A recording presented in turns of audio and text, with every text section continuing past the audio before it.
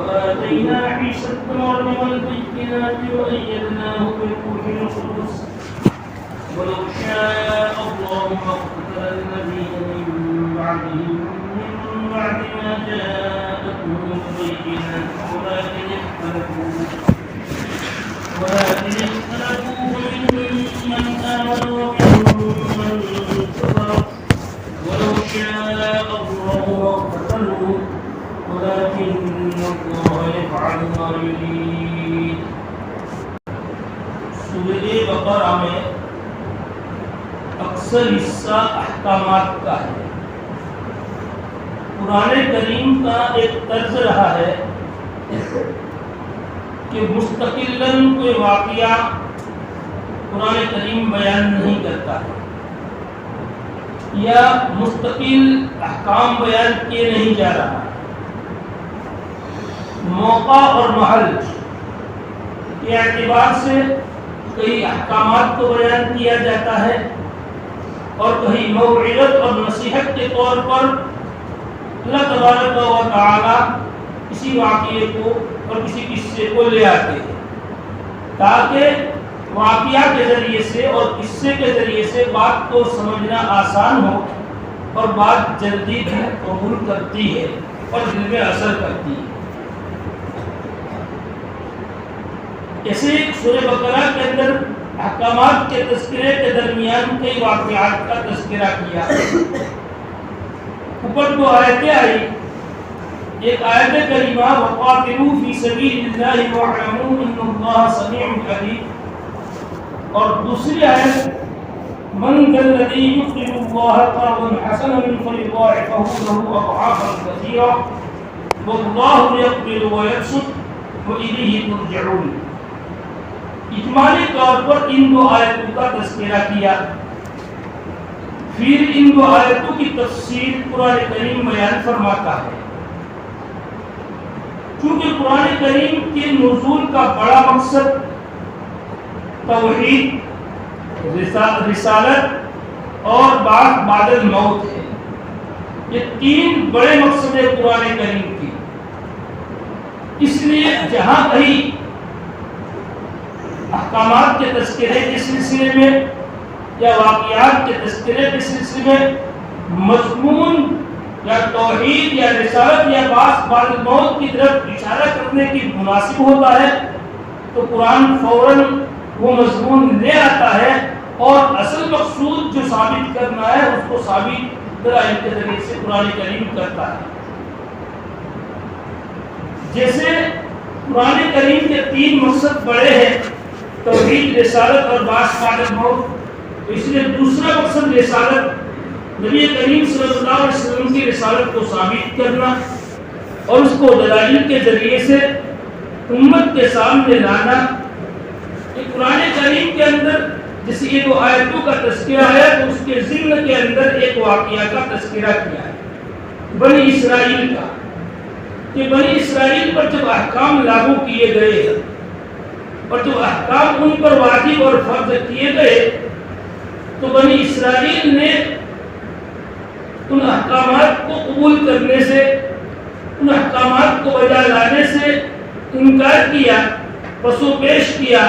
آگے پیچھے کیا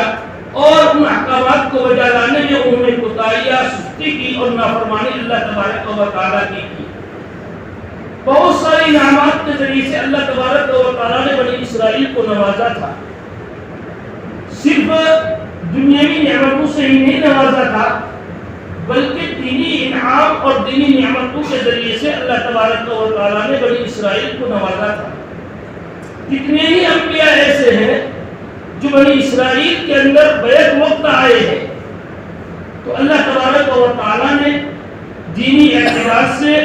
بھی بنی اسرائیل پر انعام کی بارش فرمائی ہے اور دنیاوی اعتبار سے بھی اللہ تبارک و تعالیٰ نے بنی اسرائیل پر بارش فرمائی. اللہ کی رحمت جب کسی طرف متوجہ ہوتی ہے اور نعمت اللہ تبارک و تعالیٰ عطا فرماتا ہے لیکن بندہ اور انسان اور قوم کی حیثیت سے جب اس رحمت کی ناقدری کرتا ہے، اس نعمت کی ناقدری کرتا ہے تو اللہ تبارک و تعالی پھر اس قوم کی، اس شخص کی ذاتی اعتبار سے یا قومی سطح پر اللہ تبارک و تعالی اس کی پکڑ فرماتے ہیں۔ بنی اسرائیل کا حال بھی کچھ ایسا ہی تھا، اتنی ساری نعمتیں عطا کرنے کے باوجود بھی بنی اسرائیل اللہ تبارک و تعالی کی نافرمانی میں مبتلا ہوتا رہا اور دین بدین نافرمانیاں کرتا رہا، تو اللہ تبارک و تعالی نے پھر بنی اسرائیل کی پکڑ فرمائی۔ یہ واقعہ جو ہے حضرت موسیٰ علیہ السلام کی بہت بات کا واقعہ ہے۔ تو ظالم بادشاہ کی صورت میں اللہ کی پکڑ کی قوموں پر آتی ہے، تو ایک صورت قوم کو پکڑنے کی، قوم پر عذاب کی اور قوم کو مصیبت میں مبتلا کرنے کی اور قوم کو آفتوں میں مبتلا کرنے کی اللہ کی ایک صورت یہ بھی ہوتی ہے کہ ظالم بادشاہ کو اللہ تبارک و تعالیٰ مسلط فرما دیتے ہیں۔ تو ایسا ہی بنی اسرائیل کے ساتھ ہوا کہ جالوت نامی ظالم بادشاہ بنی اسرائیل پر مسلط ہوا اور بنی اسرائیل کو ہر طریقے سے ستایا، اتنا ستایا کہ دینی امور پر بھی اس نے ہاتھ ڈالا،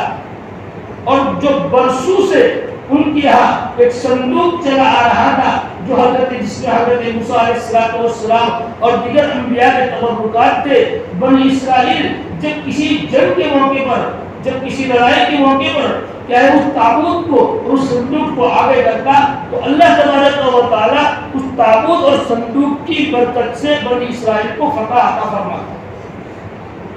لیکن جو اللہ تبارک و تعالیٰ کی نافرمانی بڑھ جاتی ہے تو اللہ کی پکڑ آتی ہے۔ تو جالوت بادشاہ کی صورت میں بنی اسرائیل کی پکڑ آئی اور بنی اسرائیل پر اتنا ظلم کیا گیا اور بنی اسرائیل کو مارا گیا، پیٹا گیا، ہر طریقے سے تفصیل بڑی لمبی ہے۔ یہاں تک کہ جو متبرک صندوق تھی جس میں انبیاء کی برکات تھے، وہ جالوت نامی بادشاہ اس صندوق کو اٹھا کر لے گیا اپنے یہاں۔ آخر اللہ تبارک و تعالی نے جب یہ ان پر حالات مسلط کیے اور یہ حوال بنی اسرائیل پر آئی، اللہ تبارک و تعالی کبھی حالات لاتا ہے عذاب کی صورت میں،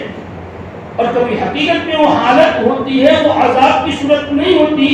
بلکہ ایک رحمت کی صورت ہوتی ہے۔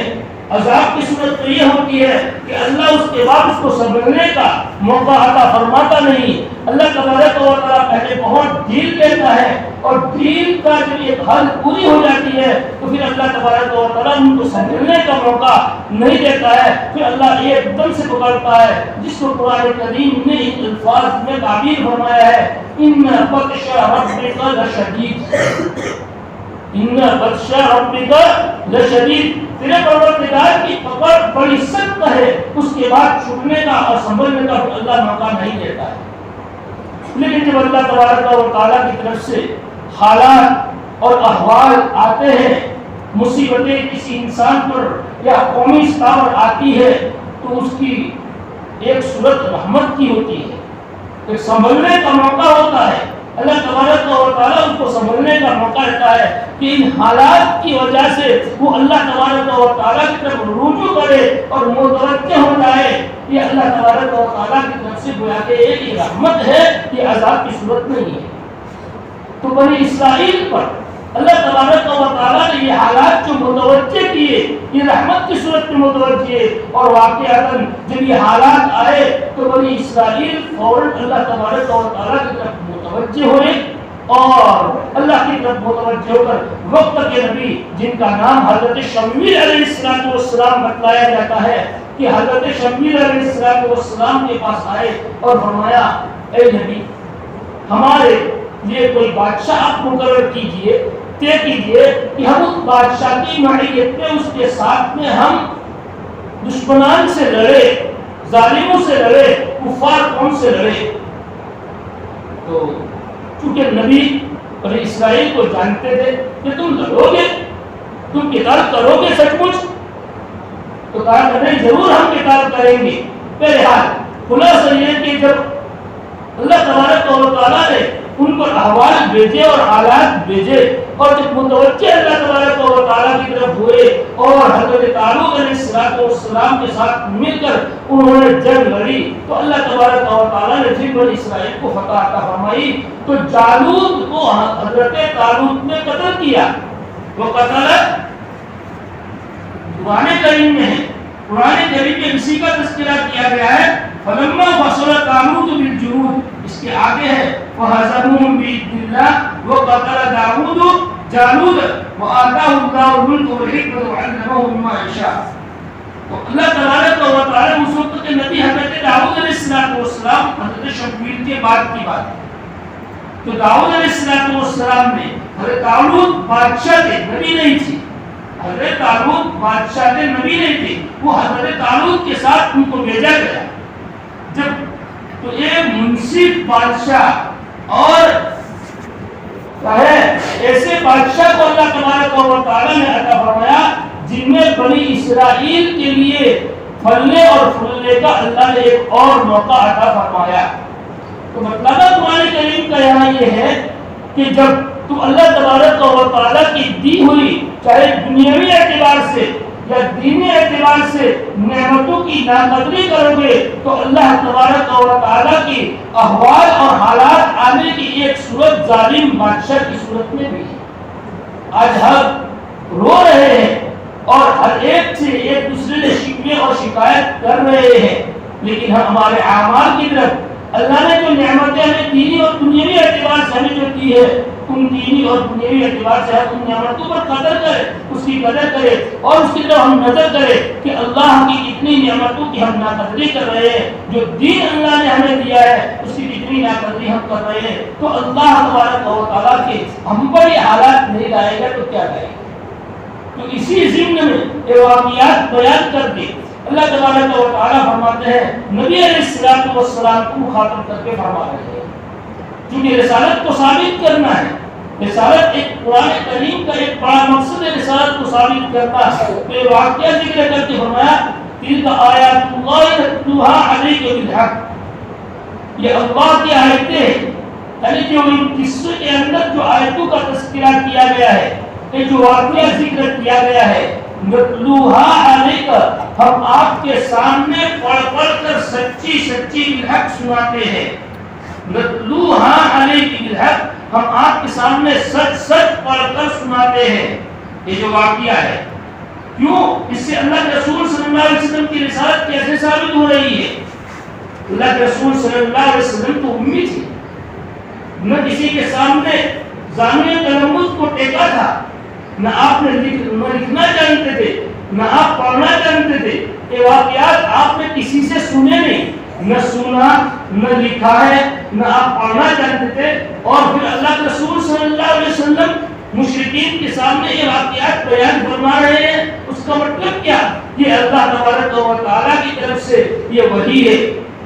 اور وحی کس پر نازل کی جاتی ہے؟ انبیاء کرام علیہ السلام پر اور رسولوں پر وحی کو نازل کی جاتی ہے۔ یہ آیت لا کر، یہ واقعہ لا کر اللہ کے رسول صلی اللہ علیہ وسلم کی رسالت کو ثابت کیا جا رہا ہے کہ دیکھو یہ محمد صلی اللہ علیہ وسلم یہ اللہ کے رسول ہیں۔ تلک آیات اللہ نتلوها علیک بالحق، یہ اللہ کی آیتیں ہیں جن کو ہم آپ کے سامنے سچ سچ پڑھ کر سناتے ہیں۔ وَإِنَّكَ لَمِنَ الْمُرْسَلِينَ، اور بلا شبہ آپ رسولوں میں سے ہیں، بلا شبہ آپ رسولوں میں سے ہیں۔ تِلْكَ الرُّسُلُ فَضَّلْنَا بَعْضَهُمْ عَلَى بَعْضٍ، یہ مرسلین، یہ رسول کہ ہم نے ان کے بعد کو بعد پر فضیلت عطا فرمائی ہے۔ رسول اور نبی، نبی تو بہت زیادہ آئے ہیں، جو رسول ہوتا ہے وہ نبی ضرور ہوا کرتا ہے، جو رسول ہوتا ہے وہ نبی ضرور ہوا کرتا ہے۔ تو یہ جتنے بھی رسول آئے ہیں ہم نے ان میں سے بعض کو بعض پر فضیلت عطا فرمائی ہے۔ قرآن یہاں یہ کہتا ہے تلک الرسول فضلنا بعضهم علی بعض، بعض رسولوں کو بعض رسولوں پر فوقیت عطا فرمائی۔ اور آگے وضاحت قرآن کریم فرماتا ہے منہم من کلم اللہ، ان میں سے بعض وہ ہے جن سے اللہ تبارک و تعالیٰ نے کلام فرمایا، اور ان میں سے بعض کہ کئی درجوں کو بلند کیا، کئی درجوں سے سرفراز فرمایا، ورفع بعضهم درجات، اور ان میں سے بعض ان کو کئی درجوں سے سرفراز فرمایا اور بلند فرمایا۔ وآتینا عیسی ابن مریم البینات، اور ہم نے حضرت عیسیٰ ابن مریم کو واضح دلائل عطا کیے، اور ہم نے ان کی روح القدس یعنی حضرت جبرائیل علیہ السلام کے ذریعے تقویت فرمائی، تائید فرمائی۔ یہاں ایک سوال یہ پیدا ہوتا ہے، تلک الرسل فضلنا بعضهم علی بعض، قرآن یہ کہتا ہے کہ ہم نے بعض رسولوں کو بعض رسولوں پر فوقیت عطا فرمائی، فضیلت عطا فرمائی، جبکہ حدیث شریف کے اندر اللہ کے رسول صلی اللہ علیہ وسلم فرماتے ہیں کہ لا تفضلوا بین الانبیاء، کہ انبیاء کے درمیان فضیلت مت دیا کرو، فوقیت مت دیا کرو۔ اسی طریقے سے دوسری حدیث میں ہے لا تخیرونی علی موسیٰ، مجھ کو حضرت موسیٰ علیہ السلام پر پسند اور اختیار مت دیا کرو، یعنی افضل مت قرار دیا کرو۔ اللہ کے نبی علیہ السلام نے یا سفارش کی حدیث بیان حدیث کی کتابوں میں آتی ہے، وہاں آخر میں اللہ کے رسول صلی اللہ علیہ وسلم نے فرمایا کہ حضرت موسیٰ علیہ السلام سے مجھ کو افضل مت قرار دو، اس لیے کہ کل جب سور پھونکا جائے گا اور سارے کے سارے بے ہوش ہو جائیں گے، فَصَعِقَ مَنْ فِي السَّمَاوَاتِ وَمَنْ فِي الْأَرْضِ إِلَّا مَنْ شَاءَ اللَّهُ، سارے کے سارے بے ہوش ہو جائیں گے اس وقت، اور سب سے پہلے جو ہوش میں آئے گا تو سب سے پہلے ہوش میں آنے والا اول من یفیق، سب سے پہلے ہوش میں آنے والا میں ہوں گا۔ اللہ کے رسول صلی اللہ علیہ وسلم فرماتے ہیں اس وقت تو میں دیکھوں گا کہ حضرت موسیٰ علیہ السلام عرش کے پائے کو پکڑے ہوئے ہوں۔ ابھی مجھے معلوم نہیں کہ حضرت موسیٰ علیہ السلام ان لوگوں میں سے ہیں جن پر اللہ تبارک و تعالیٰ نے بے ہوشی تعلیم کی ہی نہیں، یا مجھ سے پہلے ہوش میں آنے والے، مجھے وہ معلوم نہیں۔ جب میں ہوش میں آؤں گا اس وقت عرش کا پایا پکڑے ہوئے میں دیکھوں گا حضرت موسیٰ علیہ السلام کو، اس لیے حضرت موسیٰ علیہ السلام پر مجھ کو فضیلت مت دیا کرو۔ حدیث میں تو یہ باتیں آتی ہیں، ایک موقع پر آتا ہے کہ حضرت یونس ابن متیٰ علیہ السلام پر مجھے فضیلت مت دو، تو قرآن کریم تو یہ کہتا ہے تلک الرسل فضلنا بعضهم علی بعض، اور حدیث میں یہ ہے کہ انبیاء کے درمیان فضیلت مت دیا کرو، تو اس کا جواب یہ ہے کہ اپنی رائے سے، اپنے من سے حدیث اور قرآن کی روشنی کے بغیر کوئی استدلال حدیث کا نہیں ہے، کوئی استدلال قرآن سے نہیں ہے، اور اپنے آپ کی طرف سے کسی کو افضل قرار دے دو، کسی کو مفضول قرار دے دو، ایسی فضیلتیں مت دیا کرو، ایسی فضیلتیں مت دیا کرو۔ بلکہ ایک مطلب یہ بھی ہے کہ ایسی فضیلت مت دو کسی نبی کو کسی نبی پر، کسی رسول کو کسی رسول پر، جس کی وجہ سے دوسرے رسول اور دوسرے نبی کی توہین ہو رہی ہو، جیسا کہ عیسیٰ علیہ السلام کے ماننے والے عیسائیوں اور نصارہ نے حضرت عیسیٰ علیہ السلام کو اتنا افضل قرار دے دیا کہ حضرت موسیٰ علیہ السلام کو انہوں نے توہین کر ڈالی۔ یہودی آج کیا کرتے ہیں، حضرت موسیٰ علیہ السلام کو اتنی فضیلت دے دی کہ خدا تک پہنچا دیا، اور حضرت عیسیٰ علیہ السلام کی اتنی توہین اور تذلیل کی کہ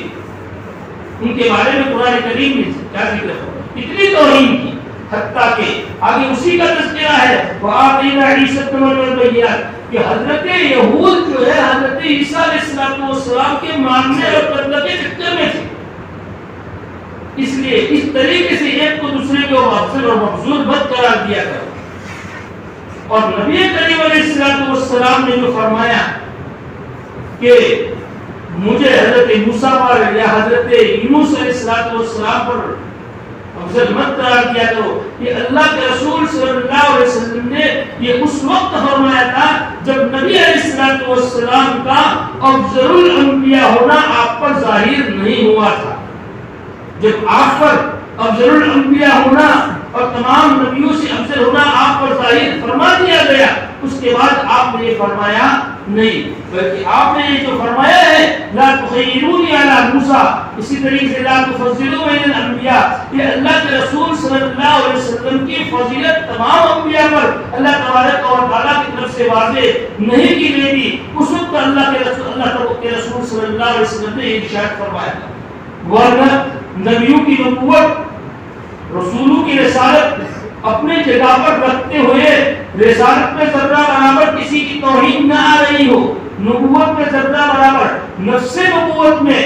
نفس رسالت میں تمام انبیاء برابر ہے، کسی نبی میں کی نبوت کمی بیشی، کسی نبی کی رسالت میں کمی بیشی نہیں ہے، بلکہ جو کمی بیشی جو ہے فضیلت جو ہے وہ نبوت اور رسالت کے اعتبار سے نہیں ہے، وہ نبوت اور رسالت کے اعتبار سے اگر کمی بیشی کو مانا جائے گا تو یہ نبی کی توہین اور تحقیر ہوگی۔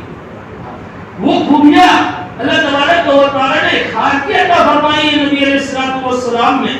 اس نے دیگر انبیاء میں، جسے حضرت موسیٰ علیہ السلام سے اللہ تبارک و تعالیٰ نے گفتگو اور کلام فرما کر حضرت موسیٰ علیہ السلام کو فضیلت عطا فرمائی، حضرت عیسیٰ علیہ السلام کو معجزات عطا فرمائے کہ جو اللہ کے حکم سے مردوں کو زندہ کر دیا کرتے تھے، اسی طریقے سے اللہ کے حکم سے جب کسی کوڑی پر ہاتھ پھیرتے تو اچھا کر دیا کرے، یہ جو معجزات خصوصی طور پر عطا فرمائے، ان معجزات کے ذریعے سے ان کو فضیلت عطا فرمائی گئی ہے۔ وَأَيَّدْنَاهُ بِرُوحِ الْقُدُسِ، اور ہم نے حضرت عیسیٰ علیہ السلام کو روح القدس کے ذریعے سے تعریف فرمائی۔ حضرت عیسیٰ علیہ السلام کے ہاتھ تقریباً قریب جہاں جہاں حملہ کرنے کا موقع ہوتا یہودیوں کو، جہاں جہاں خطرہ ہوتے، حضرت جبرائیل علیہ السلام حضرت عیسیٰ علیہ السلام کی حفاظت میں ساتھ دیتے، اسی کی طرف اشارہ ہے وَأَيَّدْنَاهُ بِرُوحِ الْقُدُسِ۔ اوپر فرمایا من کلم اللہ ورفع بعضهم درجات، بات تو وہ ہے جن سے اللہ نے گفتگو فرمائی، کلام فرمایا۔ حضرت موسیٰ علیہ السلام سے کوہ طور پر اللہ تبارک و تعالیٰ نے کلام فرمایا۔ قرآن کریم میں ہے وما كان لبشر ان يكلمه الله الا وحيا او من وراء حجاب او يرسل رسولا فيوحي باذنه ما يشاء۔ اللہ تبارک و تعالیٰ کا انسان کے ساتھ بات کرنے کے تین طریقے ہیں،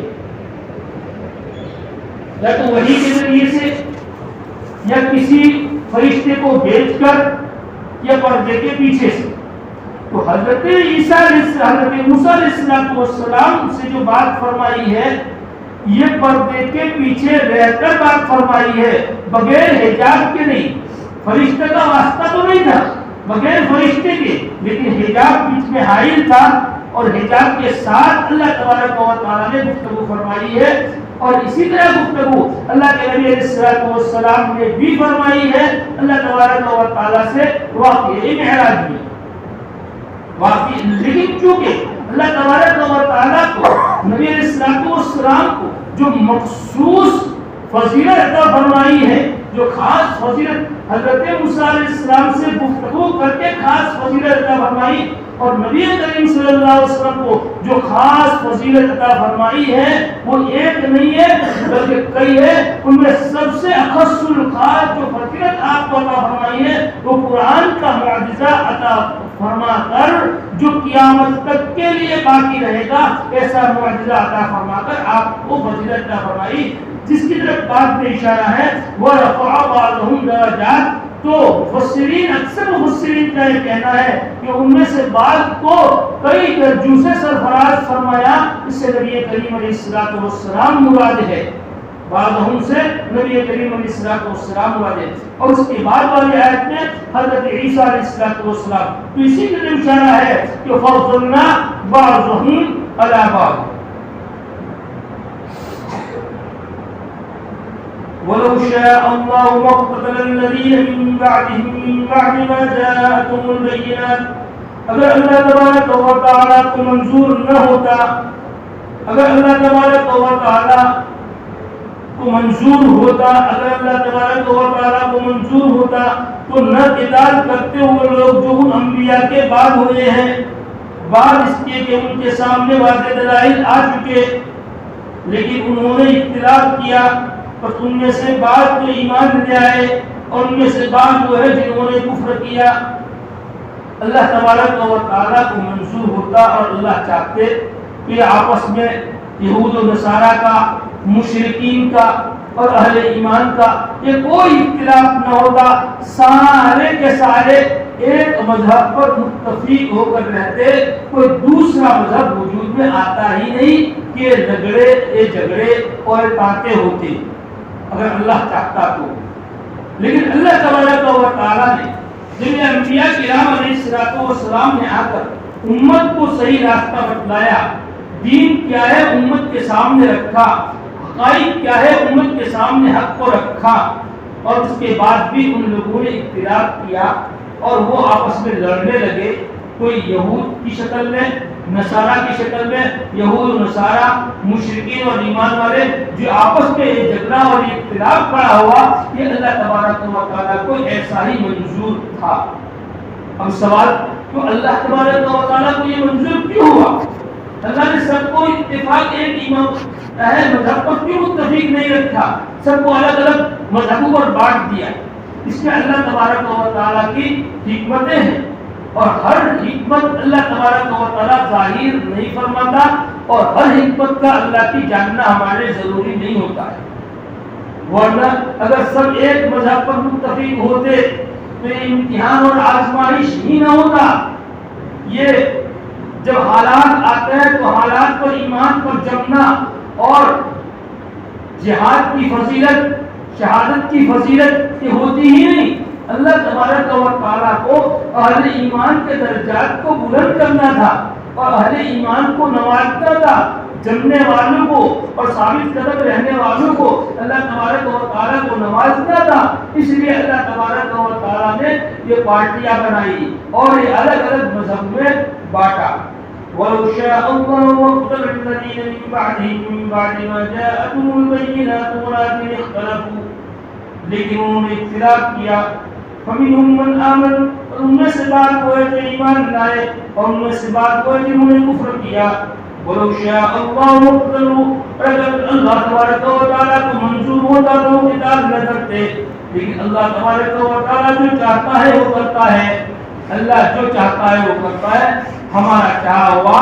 کچھ نہیں ہے. یہ قرآن کریم یہاں ہمیں تقدیر کے ایمان پر لے گیا کہ ہمارا ایمان تقدیر پر ضروری ہے.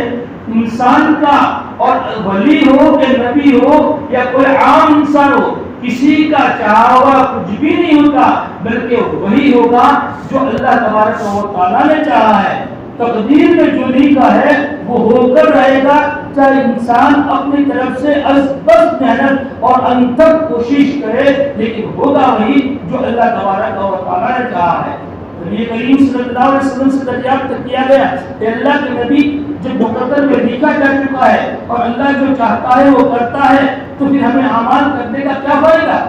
اللہ تبارک و اللہ کے رسول صلی اللہ علیہ وسلم نے فرمایا ایمنوا، عمل کرتے رہو. ہر ایک کے لیے وہی آسان کیا جائے گا کہ وہ عمل کرے گا. عمل کرے گا تو اللہ تبارک و تعالیٰ اسی کے مطابق اس کا راستہ کھولے گا اور اس کے لیے آسان کرے گا.